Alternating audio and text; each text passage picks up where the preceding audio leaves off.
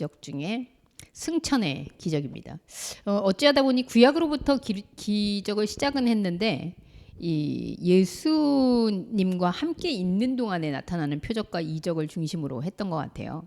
그래서 예수 자체가 사실은 우리에게 가장 큰 우리 인생의 기적이지만 예수의 탄생의 기적은 승천의 기적과 맞물려 있다라는 부분을 생각할 때 또 짚고 넘어가지 않을 수 없는 그런 부분이라 여러분과 함께 생각해 보려고 합니다. 오늘 본문은 사도행전 1장 6절에서 11절 말씀입니다. 6절에서 11절 제가 읽겠습니다. 그들이 모였을 때에 예수께 여쭈어 이르되 주께서 이스라엘 나라를 회복하심이 이때니까 하니 이르시되 때와 시기는 아버지께서 자기의 권한에 두셨으니 너희가 알 바 아니요 오직 성령이 너희에게 임하시면 너희가 권능을 받고 예루살렘과 온 유대와 사마리아와 땅끝까지 이르러 내 증인이 되리라 하시니라. 이 말씀을 마치시고 그들이 보는 데 올려져 가시니 구름이 그를 가리어 보이지 않게 하더라. 올라가실 때에 제자들이 자세히 하늘을 쳐다보고 있는데 흰옷 입은 두 사람이 그들 곁에 서서 이르되 갈릴리 사람들아 어찌하여 서서 하늘을 쳐다보느냐. 너희 가운데서 하늘로 올려지신 이 예수는 하늘로 가심을 본 그대로 오시리라 하였느니라. 아멘. 네, 승천의 기적.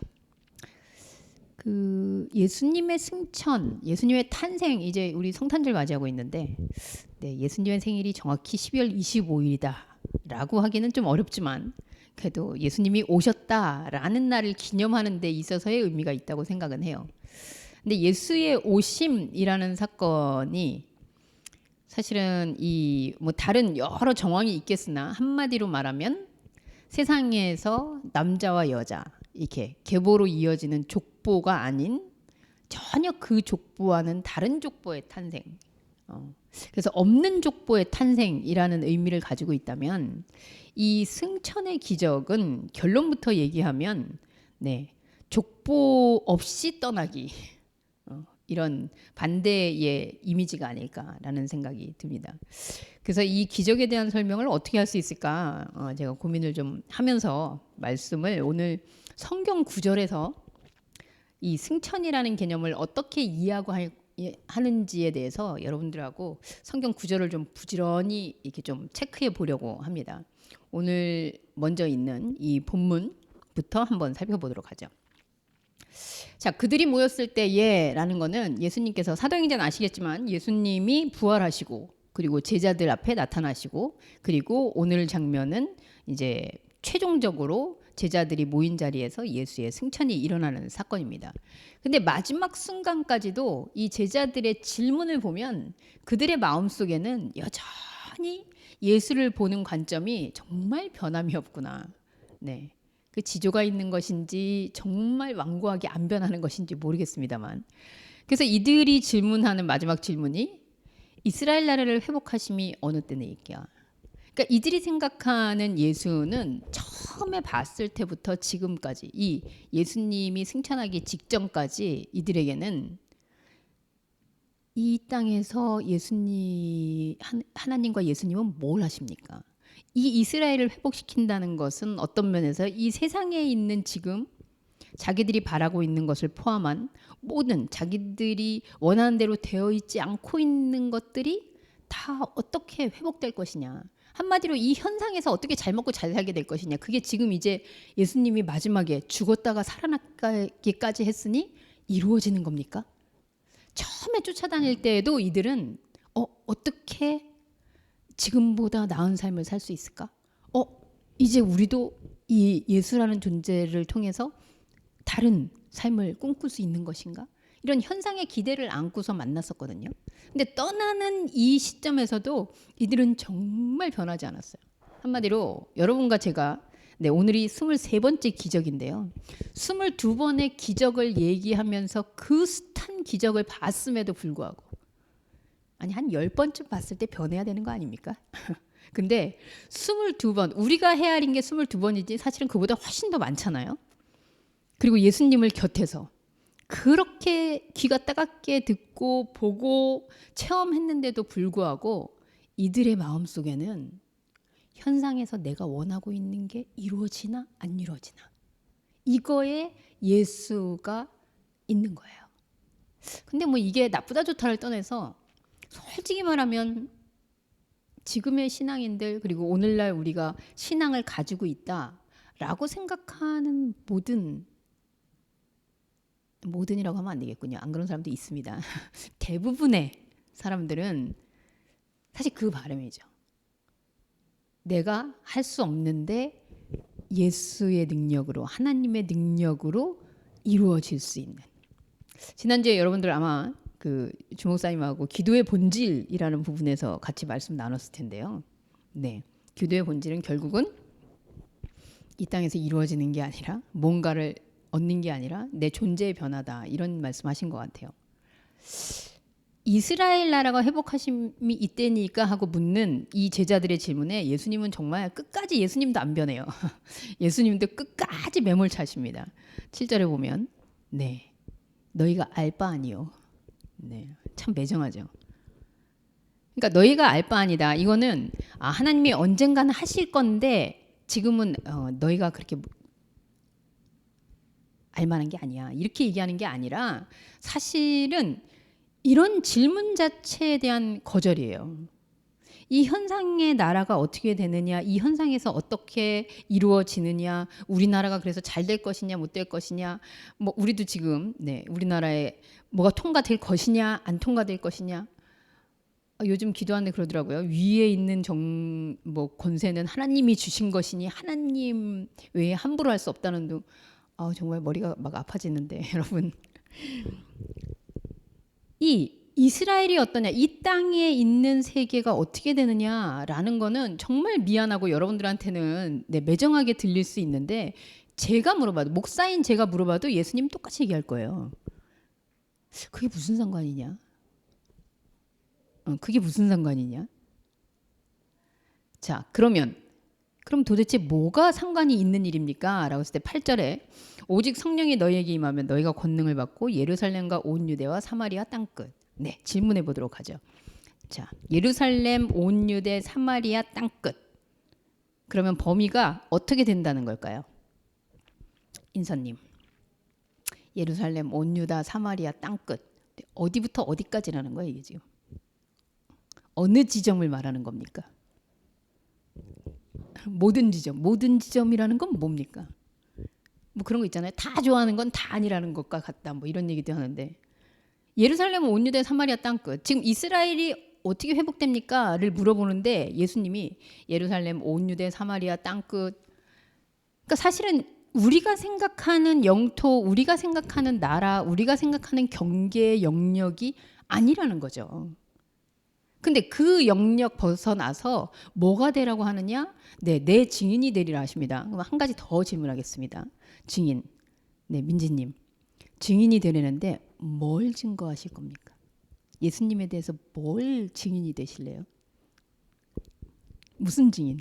증인의 이 내용이 뭡니까? 네, 예루살렘, 온 유다, 사마리아 땅끝까지 이르러 내 증인 되려는데 뭘 증거해요? 증인이 되려면 증인이 되려는데 내용이 있어야 되잖아요. 어떤 내용을 증인을 해야 될까요?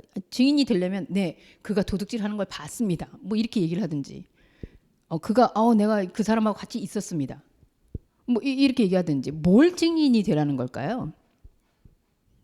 네, 이게 오늘 우리의 과제고요. 네, 잠시 후에 뭘 증인이 되라는지는 좀 살펴봅시다. 그러고 예수님은 결국 말씀을 마치고 한마디로 얘기하면 올라가셨다라고 얘기하는데 그들이 보는 데에서 보이지 않게 되더라. 자, 예수님의 최종 사역이 뭐냐라고 한다면 저는 이 부분이라고 얘기할 것 같아요. 보이지 않게 되는. 예수님이 이 땅에 오셨어요. 그리고 수많은 일들을 하셨어요. 그리고 많은 이야기도 하셨어요. 그럼 궁극적으로 예수님이 마지막으로 우리에게 사역의 종지부를 찍는데 그게 뭐냐? 사라지는 거예요. 없어지는 거예요. 안 보이는 거예요. 그게 무슨 일이에요? 여러분, 안 보이기 쉽지 않습니다. 보이는 것보다 더 어렵습니다. 예수님의 최종 사역은 결국 안 보이는 거예요. 보이지 않게 되는 거. 자, 그렇다면 여러분 뭘 증인이 될 것이냐라고 했을 때 무엇을 증거하느냐? 예수님이 마지막으로 보여주시는 사역은 보이지 않게 되는 사역이었어요. 그랬더니 이들이 가면서 안 보이는데 하면서 하늘을 막 쳐다보는 거죠. 어디로 사라졌어? 어디로 사라졌어? 하고 있는데 흰옷 입은 두 사람이 뭐 천사라고 합시다. 천사는 우리가 알지만 흰옷 입은 두 사람이 와서 천사는 우리 안에서 말씀을 깨닫게 하는 이 하나님의 말씀이 전달되어지도록 하는 역할을 하는 거라고 봐야 되거든요. 근데 그들이 뭐라고 하느냐? 니네 왜 하늘을 쳐다보느냐?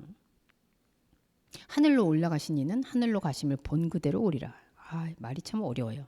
자, 그러면 우리가 딱 상상이 되잖아요. 그림에서도 늘 보지만 예수님은 하늘로 쫙 이렇게 막 구름 가운데 올라가시고, 그럼 나중에 이제 재림하신다. 그럴 때 하늘에서 또 쫙 이렇게 빛과 함께 내려오시고, 뭐 이거 상상하는 거잖아요. 그럼 예수님 어디서 오십니까? 예루살렘 온 유대 사마리아 땅끝인데 나 사마리아에 있을 때 예수님이 오실래나?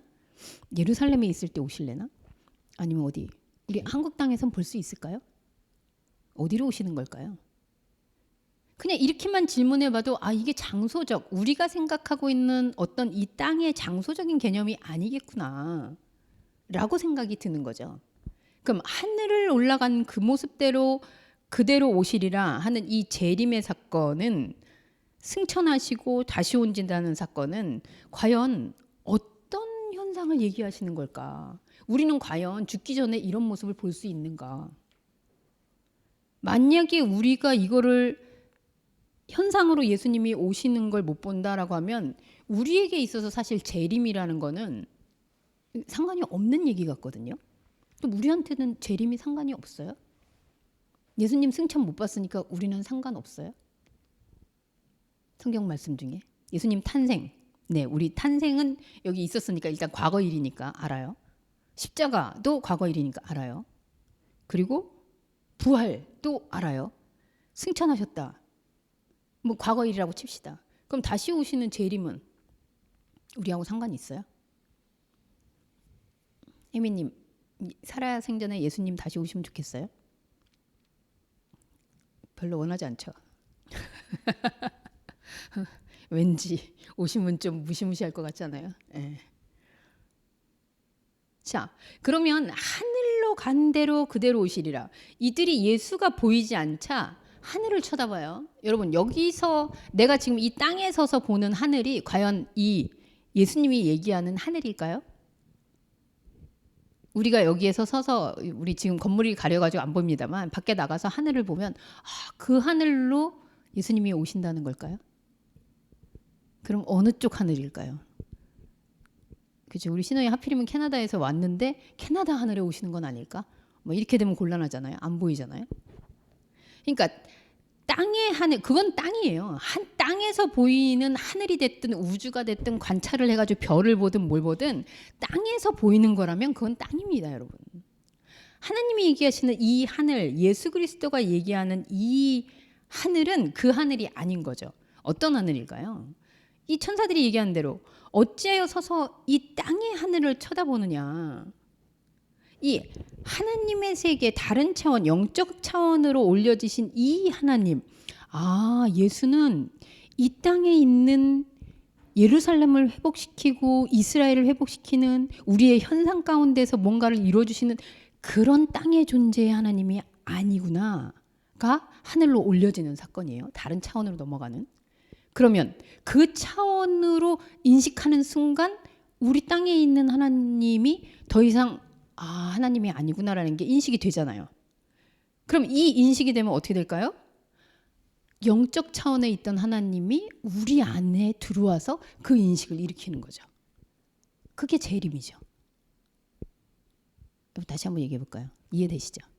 그러니까 승천 역시 우리 안에서 여기서 이스라엘의 회복을 바라고 아니면 내 삶의 어떤 것들을 바라고 우리가 여기에서 하나님이 필요하다라고 막 생각하고 있던 그런 걸 이루어주는 차원의 하나님이 아니구나 라는 게 인식되는 순간 내 땅에 있던 예수는 하늘의 차원으로 승천해요. 그죠? 그리고 그 하늘의 차원에서 승천하신 하나님은 이제 내 안에서 땅 위에서 내가 점 찍어 놓은 필요한 그런 하나님이 아니라 하늘의 세계에서 나와 영적인 교감을 일으키는 하나님으로 이 땅에서 내가 인식하는 거예요. 그게 재림이라는 거죠. 그럼 재림은 오늘 지금 우리가 말씀을 들을 때마다 깨달을 때마다 일어나고 있는 거죠. 그래야 우리 안에서 예수 그리스도가 승천하시고 땅에 있던 예수가 그게 아니었구나, 다른 차원이었구나, 그렇게 인식되고 그 하나님이 인식되는 순간 이 땅에서 내가 하나님과 관계 있는 존재라는 게 생각되는 게 재림이라는 거예요. 그래서 승천과 재림이 계속 우리 안에서 일어나는 거죠. 그건 예수의 탄생과 죽음, 부활, 승천 다 동시다발적으로 우리 안에서 그리스도의 생애가 일어나고 있는 거예요. 그렇지 않다면 예수는 과거의 한 인물로서 우리하고 전혀 상관이 없어요. 어떤 존재가 되는지는 다음 주에 제가 사도행전을 이제 좀 더 깊이 얘기해야 되는데, 정말 사실은 오늘 그 얘기를 하려다가 잠이 안 오더라고요. 너무 열불이 나가지고. 그래서 본문을 바꿨거든요. 다음 주에 열불 나도록 하고.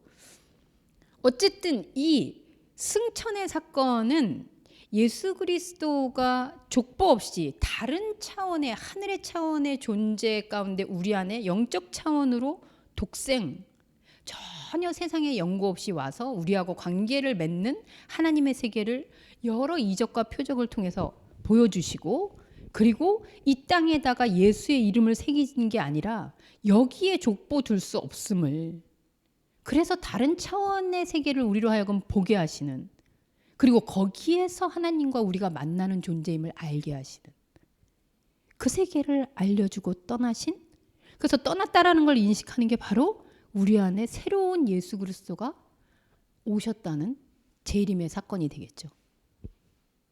그게 누군가에게는 첫 경험인 거듭남의 사건이 될 수도 있고요. 자, 그럼 이거는 저의 해석일까요? 그래서 제가 궁금했어요.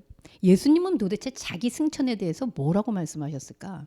성경에 찾아봤더니 뭐 다른 데에도 이렇게 부분 있습니다만 요한복음에 유독 집중해서 예수님이 말씀을 많이 하셨더라고요. 자기가 승천해야 되는 것에 대해서 얘기를 많이 하셨어요. 먼저 6장 62절에서 63절 보면 인자가 있던 곳으로, 이전에 있던 곳으로 올라가는 것을 본다면 어떡하겠느냐. 네, 이 내용은 앞서서 이제 예수님이 떡을 떼시고 이것은 나의 피니 하면서 이렇게 나눠주셨는데 제자들이 이거 되게 어려운 말씀인데 이게 뭔 말이래? 이럴 때 예수님이 반응하신 거예요. 내가 이전에 있던 곳으로 올라간 것을 본다면 너희는 어떡하겠느냐. 살리는 것은 영이니 육은 무익하니라. 이 몸은 아무것도 쓸모없어. 이 얘기를 하시는 게 아니라 살리는 거. 영으로 나신 이가 예수 그리스도는 우리가 땅에 살기 위한 어떤 필요를 채워주기 위해서 있는 분이 아니라는 거죠. 그래서 그렇게 쓰려고 하면 예수의 이름을, 예수라는 존재를, 하나님이라는 인식을 이 땅에다 그렇게 쓰려고 하면 그거는 아무 쓸모가 없어진다는 거예요. 근데 소금, 저 마음에 안 드는 사람하고 소금을 땅에다 버렸어요. 그 소금 쓸모 없는 거예요. 이제 그건 돌하고 똑같아요. 예수의 이름을 땅에다가 쏟는 건 생명을 유출시키는, 그게 바로 혈루병이에요. 유출병이고 생명이 되지 못하고 쏟아져 버리는. 예수의 얘기는 우리의 영은 그런 세계에 있지 않다라는 거죠. 그래서 내가 이전의 세계, 이전은 뭡니까? 우리가 그렇게 늘 찬양하는 본향으로 하나님의 그 고향이라 그러는데 그 고향을 이 땅에서 생각하면서 사는지는 잘 모르겠어요. 어쨌든 내가 그 영의 세계로 돌아간다면 니네들이 지금 고민하고 저 말이 뭐지? 먹고 어떻게 한다고? 이렇게 묻는 것들이 다 이유가 없어진다. 그 말씀만 그러냐고요? 7장 33절 34절 내가 조금 있다가 너희하고 조금 더 있다가 이제 나를 보내신 이에로 간다. 너희가 나를 찾아도 만나지 못할 것이요. 네, 예수가, 이 말씀에서 우리는 예수가 온 이유가 가려고 왔다라는 걸 알 수 있잖아요. 그죠? 예수의 오심은 와서 여기서 뭔가 막 통치하고 예수가 왕이 되고 이게 아니라 왔다가 그냥 가는 게 예수님의 사역이에요. 왜? 여기에 내가 있지 않다라는 거를 보여주는. 그래서 너희가 나를 찾아도, 너희는 땅에 있는 너희죠. 너희가 땅에서 나를 찾아도 나를 못 만난다. 그리고 너희가 땅에서 내 이름을 계속 불러도 나 있는 곳에 오는 게 아니다. 다른 차원이, 전혀 다른 차원이라는 걸 계속 말씀하세요. 14장 2절에 3절, 내 아버지 집에 거할 곳이 많도다. 그래서 예수님이 처소를 예비해서 다시 온다. 우리 막 이렇게 생각하죠. 뭐 부동산 하시는 분입니까? 예수님, 자, 여기에서 처서는 내 아버지 집에 거할 곳이 많다. 이거는 방이 많고 막 내가 여기서는 원룸에 살지만 거기 가면 막 큰 집에 살고 이런 거 아니고요. 다른 차원의 처소라는 거예요. 거기에는 인간이 구획하는 방 몇 개, 지하냐, 꼭대기냐, 펜트하우스냐, 뭐 이런 걸 따질 수 없는 집. 그야말로 경계 없는 집이에요. 영이 하나님과 함께 교제하는 집이에요. 그래서 구획되지 않은 집이기 때문에 그냥 거하는 거예요. 막 여기서 거할 수 있다 없다, 좁다 많다 이런 비교가 전혀 될 수 없는. 자, 여러분, 우리 이 땅에서는 네, 높은 데 사는 사람, 요즘 펜트하우스 뭐 이런 높은 데 사는 게 잘 사는 거잖아요. 이렇게 위로 갈수록 인간에게는 아마도 이 하나님과 맞닿고 싶은 그 위로 오르려는 그 속성이 있는 것 같아요. 근데 봅시다. 펜트하우스는 땅이 아닙니까? 하늘입니까? 더 두꺼운 땅이잖아요. 만약에 50층에 있다면 49층까지가 땅이잖아요. 그럼 그 땅이 더 견고하고 두꺼워질 뿐이죠. 하늘에 오른 게 아니잖아요. 이 땅에서는 아무리 하늘을 외쳐도 비행기를 타면 그건 땅이 아닙니까? 그것도 땅이에요. 땅에서 땅 이동하는 거예요. 예수가 얘기하는 이곳, 그 처소는 우리가 자꾸 집, 처소, 아파트, 높이 이런 상대적 개념을 가지고 이 현상에서 하는 그 이야기들로 예수를 설명하려고 할 때 예수는 없다는 거예요. 이게 정말 나의 주장인지 말씀의 주장인지 여러분들 잘 생각하시면서 들었으면 좋겠어요. 16장 7절, 내가 실상을 말한다. 내가 정말 계속해서 반복해서 말씀하시죠. 내가 떠나는 것이 너희에게 유익이라. 왜? 예수가 우리 안에서 승천하지 않으면 재림도 없어요, 여러분. 그죠? 예수가 우리 안에서 반드시 승천해야 돼요. 이 땅의 예수, 이 땅에서 바라고 붙잡고 싶고 이 땅에서 뭔가 요구하고 싶었던 그 예수는 반드시 떠나야 돼요. 그게 떠나지 않으면, 그분이 그렇게 떠나지 않으면 우리 안에 진짜 하나님, 다른 차원의, 하늘의 차원의, 영적 차원의 하나님은 우리 안에 있을 수도 없다는 거죠. 그래서 유익이에요. 예수가 우리 안에서 떠나셔야 돼요. 그걸 떠나보내게 한 그 동시적 사건이 우리에게 하나님이 그 하나님이 아니었구나를 인식하게 하는 보혜사겠죠. 보혜사는 뭐 옆에 와가지고 슬그머니 와서 뭘 막 도와주고 뭐 알라딘의 램프 같은 이런 분이면 참 좋겠으나 예수 그리스도가 이 땅에 그렇게 발붙이고 사는 그런 존재가 아니라는 것을 우리에게 깨닫게 제가 깨달았어요. 그럼 더 이상 저는 이걸 모른다라고 부인할 수 없는 내가 되는 거죠. 그래서 그 부인할 수 없는 나의 상태, 예수를 인식해버린 나의 상태가 보혜사잖아요. 그게 성령과 함께하고 있는 거거든요. 누가 와서 맨날 옆에서 뭐 이렇게 도와주고 막 이러는 그런 게 아니라 그리스도와 연합된 생각을 가져서 이제 더 이상 땅에 있는 예수를 찾으려고 하지 않는 나의 존재적인 상태가 보혜사의 상태예요. 그게 성령의 상태예요. 그것은 예수가 승천을 해야 우리에게 일어나는 동시적 사건이겠죠. 그래서 예수가 떠나야 우리에게 그 보혜사의 유익이 오는 거죠. 20장 17절 말씀은 예수께서 부활하신 다음에 안식 후 첫날 부활하시고 여자들이 예수를 처음 대면했을 때 하신 말씀입니다. 나를 붙들지 말라. 내가 아직 아버지께로 올라가지 아니하였노라. 아직 내가 때가 안 돼서 뭐 몇 시 몇 분에 올라가야 되니까가 아니고 그 여인들의 생각 속에 아직 예수는 땅에 있는 거예요.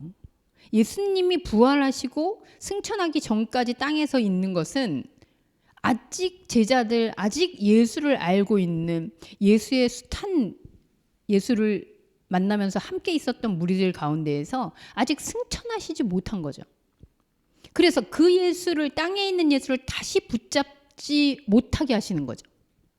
그런 예수를 우리가 여기서 땅에서 주시옵소서, 주여 함께해 주시옵소서, 여기에다가 계속 이름표를 붙인다면 그게 예수로 하여금 아버지께로 올라가지 못하도록 붙잡고 있는 저희들인 거예요. 신앙의 이름으로. 내가 내 아버지 곧 너희 아버지, 내 하나님 곧 너희 하나님께로 올라간다. 여기서 너희 아버지 내 하나님, 이거 같은 말이잖아요. 예수, 그러면 예수님의 아버지가 내 아버지, 내 하나님이 예수 하나님. 결국 그리스도라는 존재를 통해서 내가 그리스도와 같이 되는 거잖아요. 하나 되는 거잖아요. 그게 하나님께로 올라가는 거죠.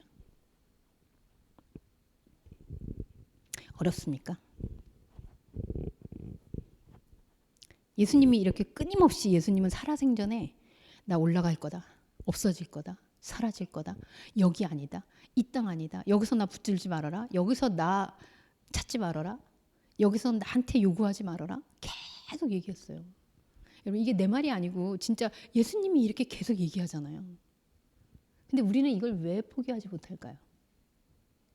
이 땅에서 왜 예수님이 이 땅의 예수로 사라지면 안 될까요? 자, 그래서 예수님이 이렇게 얘기했는데, 그렇다면 예수님이 이렇게 아니 제자들도 못 믿고 결국은 예수님이 승천하시도록 변하지 않는 제자들도 있었는데 우리라고 어떻게 변합니까? 라고 얘기를 하고 싶으나, 네, 고맙게도 사도 바울이라는 인물이 우리에게 이 결론을 내주더라고요. 사도 바울은 사실은 이 땅에 예수님이 있다라고 생각하고, 이 땅에 예수님이 있으면 안 된다는, 구원자가 이 땅에 있으면 안 된다라는 생각은 뭐 잘못된 생각이지만 맞는 생각 같아요. 예수님이 이 땅에서 뭔가를 하는 분이라면 그건 이단이다, 이렇게 생각한 거죠. 어떻게 보면 합리적인 의심이고 합리적인 판단이라고 생각이 들어요. 여러분, 이 땅에서 누군가 예수다, 이 땅에서 저분이 예수다 하면 우리 가짜인 거 알잖아요. 사도 바울은 예수를 쫓아다니지 않았지만 아는 거죠. 이 땅에서 뭔가를 계속 일으키는, 그래서 그게 유대인의 뭐 율법을 거슬려서 그러든 어쨌든 이 땅에 존재하고 있는 하나님은 가짜다. 맞아요. 그런데 그러면 그에게 온 그리스도, 그리고 승천하신 그리스도는 과연 어떻게 바울은 해석하느냐 봤더니, 에베소서에 그러므로 이르기를 그가 위로 올라가실 때 사로잡힌 자를 사로잡고 사람들에게 선물을 주셨다 하라. 올라가셨다 하였은즉 땅 아래로 내리셨던 것이 아니면 무엇이냐? 내리셨던 그가 곧 모든 하늘 위에 오르신 자니 이는 만물을 충만하게 하려 하심이라. 어렵지 않습니까? 네.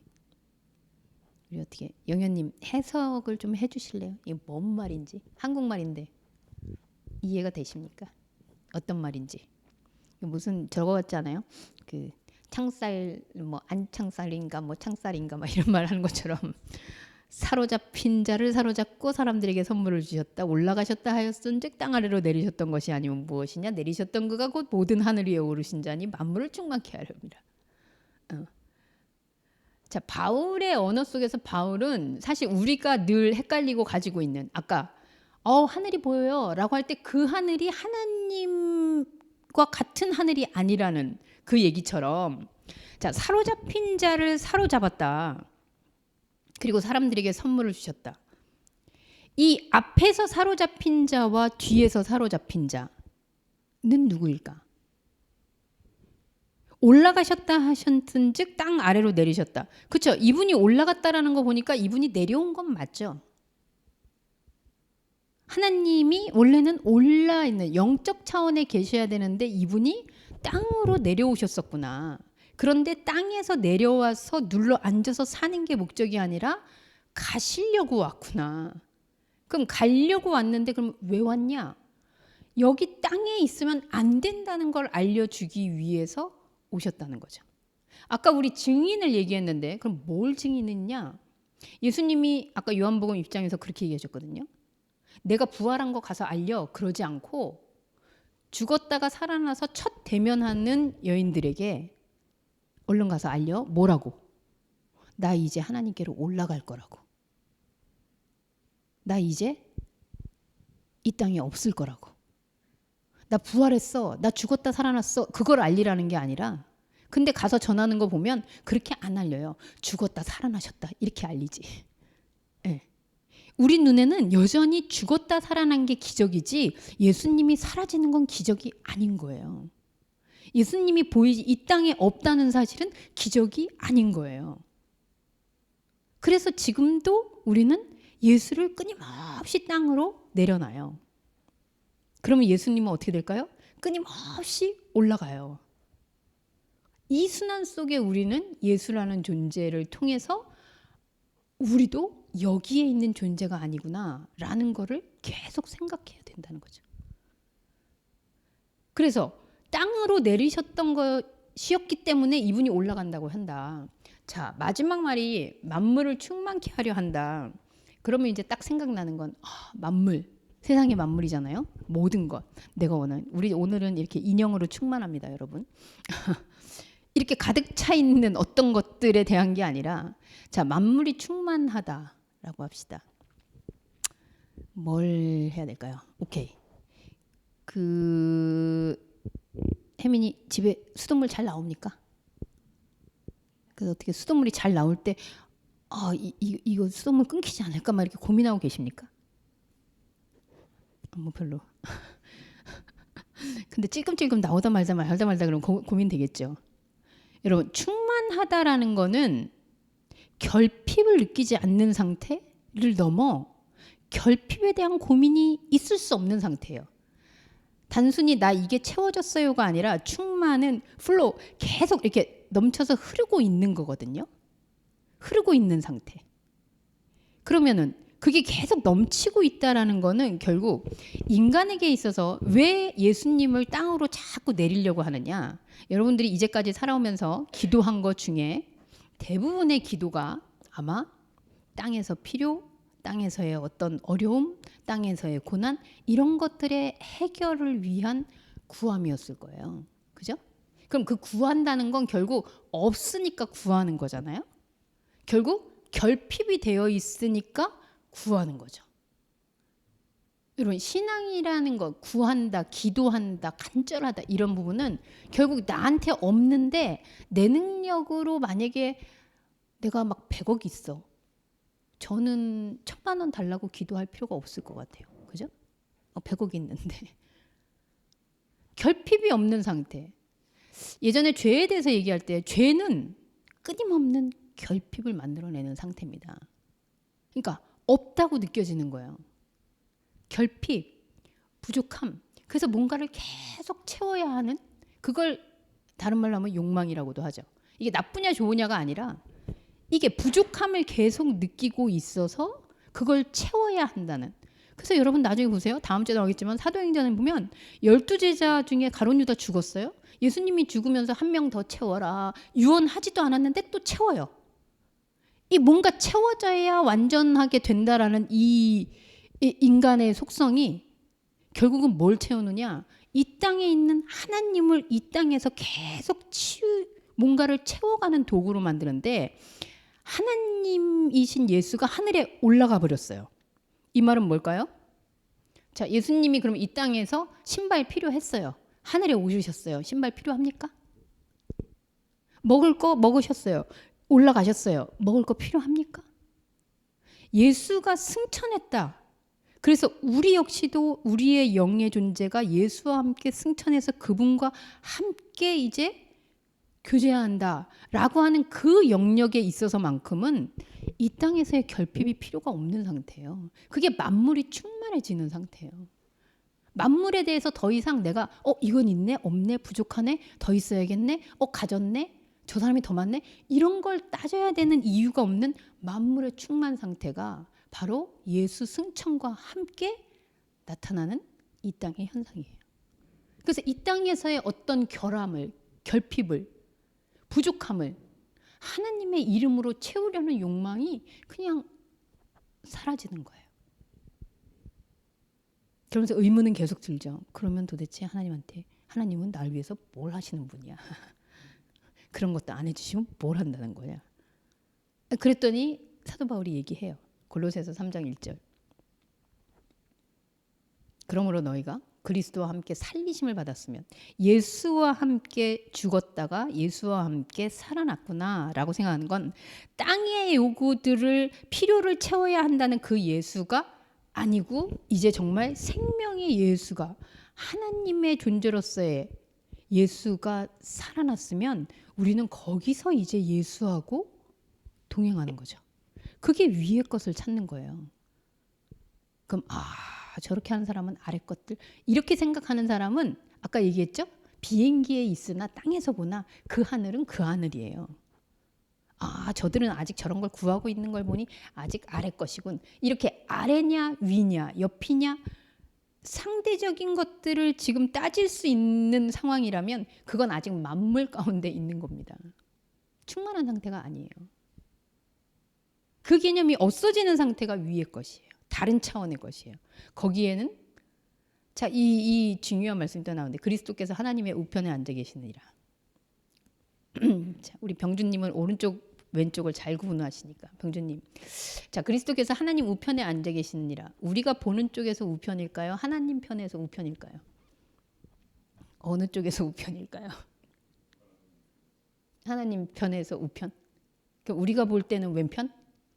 우리가 이렇게 올려다보면 하나님이 중앙에 있고 하나님 오른편이면 그럼 왼편? 이렇게 모호하게 일부러 그랬을까요? 그럼 하나님 우편이라는 의미가 뭡니까, 여러분? 네, 보통 이제 하나님 우편이라는 의미가 신학적으로 뭐냐, 어떤 의미냐 이렇게 얘기하면 네, 실제로 하나님 우편에 앉아 계신 거다. 뭐 이렇게 그 팩트로 이해하시는 분들도 있습니다. 그러면 저는 질문하고 싶은 거예요. 어느 쪽에서 우편? 어느 쪽에서 볼 때 우편? 되게 헷갈려지는 거죠. 자, 그러면 하나님 우편 그럼 보통 뭐라고 나오냐면 여러분들 인터넷에 쳐보세요. 그렇게 나와요. 하나님의 통치, 권력, 그리고 만물을 다스림. 하나님의 우편이라는 건 그런 권위, 영광 막 이런 걸 가졌다는 거예요. 자, 예수님이 하나님의 세계로 이제 올라가셨어요. 권력, 통치, 권위, 막 영광. 이거 어디서 필요한 거예요? 하늘에 오르신 분이 권력 어떻을까요? 통치 뭐 어디서 통치할까요? 뭐 천사들? 어디서 통치가 필요할까요? 막 빛나면서 환호받는 영광? 하늘에서? 어디서 필요한 걸까요? 이 하나님의 우편을 하나님 우편에 앉아 계셨으니 이제 우린 다 해결됐다 이렇게 생각하는 거는 정말 그 권력, 그 통치, 그 힘, 그 권위를 가지고 저 나쁜 놈 내가 진짜 여기서 왼수 같은 놈 저놈 쳐주세요. 그리고 나는 힘이 없지만 예수님의 그 능력으로 나를 힘세게 해주세요. 여기서 필요한 거잖아요. 아니 나중에 뭐 믿음, 소망, 사랑 중에 믿음도 없어지고 소망도 없어지는데 사랑만 남을 거다 하는 하늘에서 하나님의 세계에서 권력, 통치, 뭐 위엄 이런 건 어디다가 써먹는 겁니까? 땅의 관점에서 하늘의 우편, 하나님의 그것도 왼편 있으면 왠지 약해 보이니까 오른편에 앉아서 뭔가를 우리를 위해서 왼쪽에 앉으면 좀 약해 보이잖아요. 그건 모르겠어요. 왼손잡이들의 입장에서는 또 안 그럴 것 같아요. 그럼 양손이라 그러지. 이거 역시 그리스도께서 하나님 우편에 앉아 계셨다는 거는 하나님의 어떤 그런 능력을 또다시 땅으로 끌어내려오기 위한 그런 개념으로 이해하면 다시 우리는 하나님을 땅으로 오게 하는 거죠. 그럼 뭘까요? 하나님 우편에 있다. 근데 여러분 우편 좌편 나란하잖아요. 양쪽 어디를 보든 그냥 하나님하고 내가 그런 관계, 그런 소통으로 그리스도가 하나님 우편에 앉아서, 그것도 서서 막 조아리는 것도 아니고 그냥 이렇게 앉아서, 여러분하고 저하고 그래서 앉아 있잖아요. 우리 참 이 성경적이지 않습니까? 네, 저는 막 서서 전해야 되고, 여러분은 쓰는 건 사실 아래서 이렇게 아래 내려다보고 말씀을 막 밑으로 준다 이런 개념인데 아니고요. 이렇게 나란히 하나님과 함께 소통에 막힘이 없는 관계적 용어예요. 그렇게 이해해야 하나님의 우편이 진짜 우리하고 상관이 있는 우편이 되는 거지. 하나님은 그러세요. 마치 하나님은 내가 콜하면 달려오는 대리기사, 해결사, 돈 좀 더 주면 뭐 해주는 심부름 센터. 이런 하나님이면 좀 곤란하지 않겠어요? 마지막 구절은 로마서입니다. 누가 정죄하리요? 로마서 8장 34절에 바울은 이럴 때 승천을 이야기해요. 죽으실 뿐만 아니라 다시 살아나신 이는 그리스도 예수시니 그는 하나님 우편에 계신 자요 우리를 위하여 간구하신다. 하나님 우편에 계신다. 여기 또 우편 나오죠. 그러니까 하나님의 오른쪽이라는 게 무슨 개념일까 했을 때, 자, 그리스도는 그렇게 했어요. 우리가 그리스도를 땅에 두지 않고 이 땅에서 뭔가 우리의 결핍을 채우는 존재가 하나님이 아니시구나 라고 생각하는 순간 진짜 하나님의 개념이 우리 안으로 재림을 하죠.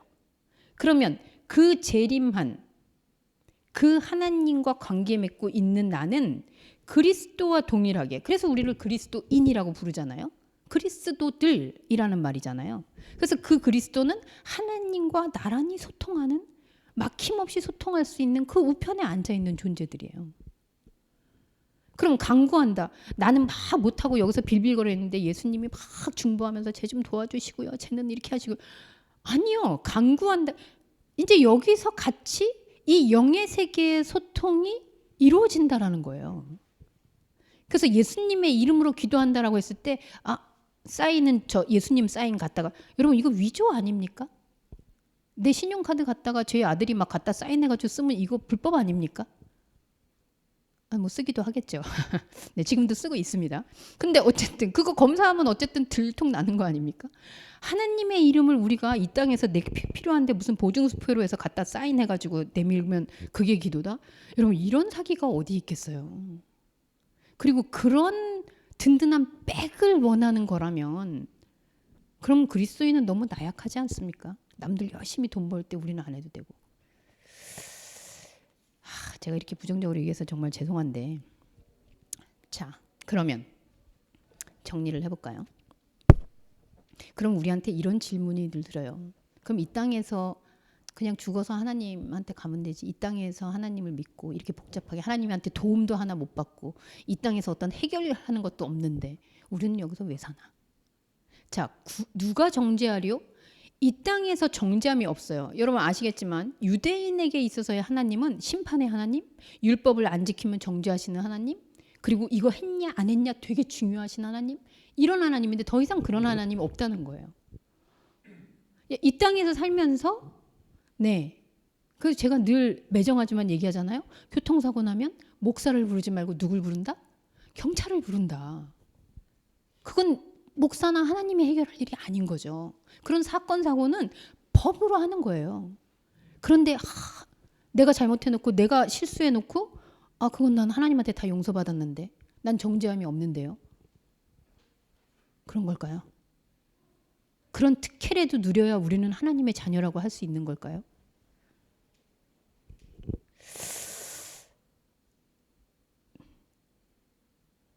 땅에 속한 하나님은 우리가 하나님을 땅에 두면 우리가 자잘못을 할 때마다, 내가 누군가를 미워할 때마다, 내가 뭔가 욕심을 낼 때마다, 내가 법을 어길 때마다 동시에 심판이 이루어질 거예요. 그러면 이런 하나님이 아니고 다른 차원의 하나님, 비행기를 나르고 있는데 버스하고 교통법이 같을 수는 없잖아요. 그런데 그러면 나는 그 버스법을 어겨도 되느냐? 아니요. 버스를 탈 필요가 없을 뿐이지, 내가 다시 내려와 버스를 탄다면 우리의 몸은 그 법대로 지키는 거예요. 나는 하늘을 사는 사람이니까 나는 땅에선 아무렇게나 그럼 살아도 되겠네요. 이 아무렇게나 살아도 되겠나요? 비교하는 게 다시 어떻게 한다고요? 하나님을 땅에다가 놓는 거라고요. 그래서 양심을 따라서 그냥 법을 지키며 살아가는 거예요. 내가 저 사람한테 미안한 게 있으면 그 사람한테 미안하다고 해야 돼요. 하나님 제가 잘못했는데 아시죠? 말 안 해도 아시죠? 말 안 하면 하나님은 모르겠는데 저 사람은 몰라요. 이 땅에서 이루어야 되는 일은 이 땅에서 양심에 따라서 그리고 각국의 법에 따라서 조례에 따라서 그 사람과 나의 관계에 따라서 마땅히 해야 될 도리들을 하면서 지키고 살게 돼요. 어떨 때? 하나님에 대한 그 권위와 하나님과 하늘의 법을 인정하고 이 땅에 있는 결핍을 채우는 하나님이 아니라고 봤을 때 이 땅을 사랑하는 책임 있는 자아가 된다고요. 나는 하나님 믿는 사람이니까 여기서 마음대로 해도 돼요. 이거는 하나님을 핑계 삼아서 여기서 또 하나님의 이름으로 나를 정당화하는 거죠. 하나님의 이름으로 구하는 거나 하나님의 이름으로 책임을 회피하는 거나 하나님의 이름으로 나를 정당화하는 거 똑같은 거잖아요. 그런 하나님이 아니라는 이야기를 이 승천 가운데에서 우리는 듣고 있다고요.